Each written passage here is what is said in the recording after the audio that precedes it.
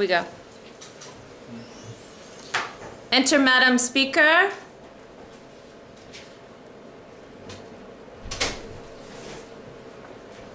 Madam Speaker, all sit.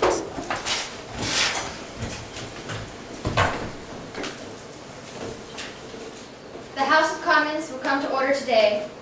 I am pleased to welcome you to our first and final ISB's parliamentary debate.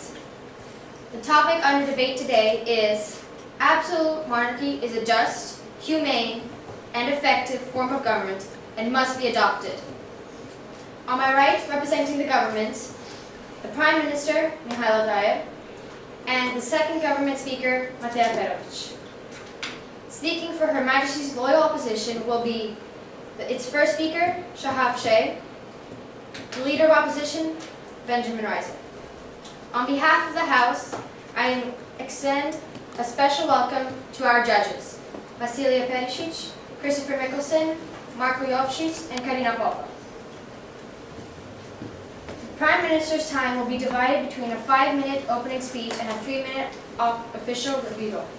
The Clerk of the House will raise his or her right arm when a debater has 1 minute left to speak and will stand when the time has elapsed. As Speaker, I will entertain points of order, personal privilege. Heckling and formal questions will be also permitted, but only by competing debaters, and judges will penalize any debater who interrupts another thoughtlessly or excessively or who lowers the level of debate. My decisions are final and cannot be appealed by the judge.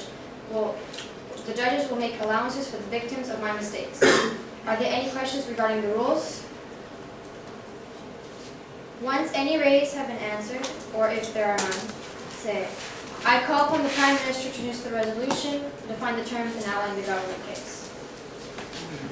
Before beginning, I would like to greet everybody in the court today, the debate court. As Prime Minister, it is my duty to restate the resolution for today's parliamentary debate and define the terms. And once again, here is the resolution. Absolute monarchy is a just, humane, and effective form of government and must be adopted.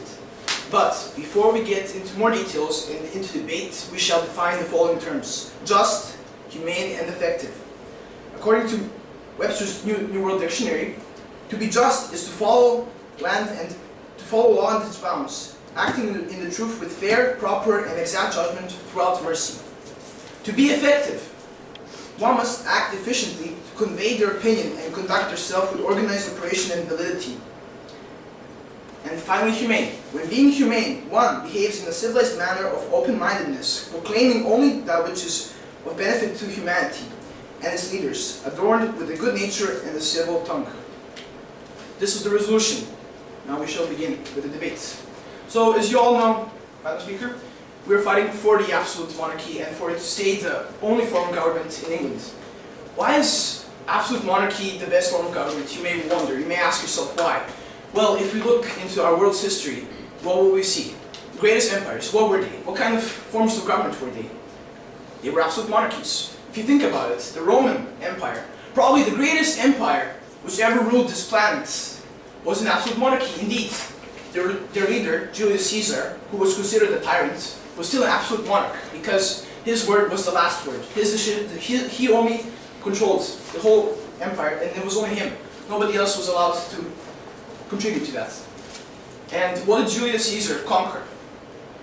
If you look back, you will see that he conquered the whole European continent, most of it, and parts of North Africa too.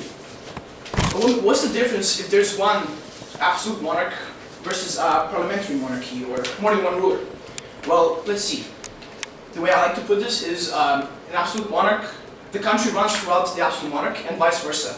The country runs throughout the absolute monarch runs throughout the country. If an absolute monarch has good traits, just like Julius Caesar did. Julius Caesar, he was smart, he was intelligent, he was courageous. He had really good tactics. The whole empire had the same traits which benefited from it. They conquered everything because of Julius Caesar. Since Julius Caesar's word was the last word, the country followed Caesar, and the country conquered a lot, as you all know. Another great example would be the Mongolian Empire. Genghis Khan. Genghis Khan was probably considered to be one of the most brutal and unmerciful rulers who ever ruled. So was the Mongolian Empire. The Mongolian Empire pulverized their enemies. They never ever gave a chance or any second chances. They always they brutally approached their enemies. And this was only because their ruler was like that. But what did the Mongolian Empire manage to conquer? The whole Asian continent, that is. And that is huge, that is massive, that's probably the biggest thing ever, conquering the Asian continent. And this was only thanks to that one leader. If Genghis Khan was not as brutal, the country would have been soft because it would follow the leader. The difference in an absolute monarchy versus a parliamentary monarchy is that one person, the leader, if he has good traits, or she, the whole country will benefit from those traits because they will be the leader. In a parliamentary monarchy, or any other form of government, there is always one or more person, there are always more than one person who contributes to the final decision. In a parliamentary monarchy, one person, the parliamentary monarchy, the parliament and the monarchist himself, herself, have to make the final decision together. And this might not always be the best Madam choice. Speaker, would the Prime Minister like to entertain a question? Yeah. Yeah. Do you think that do you think being brutal towards our enemies and destroying them is really the best way to expand our country? In a time where we have peace right now, kind of? No, you're missing my point. I'm saying if a ruler is if a ruler has a certain trait, the country will also, and the country can benefit from that trait. It doesn't have to be just brutal.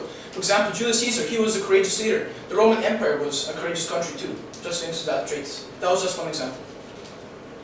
Madam Speaker, would the Prime Minister entertain another question? Well, how often is it that we have a leader that has good traits?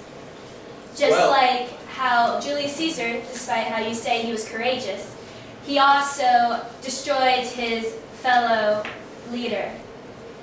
that's true, but did the country benefit from it? Did the Roman Empire benefit from that? In what way? Well, let's see.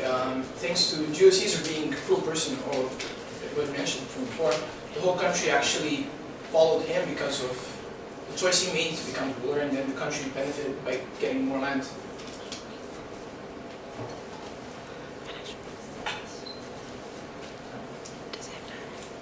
One moment.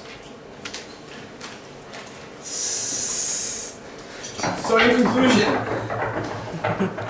absolute monarchy is superior towards a parliamentary monarchy. Why? Because with one ruler with good traits, the whole country benefits from those traits. The parliamentary monarchy,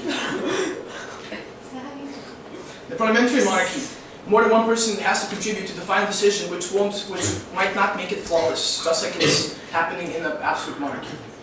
Thank you.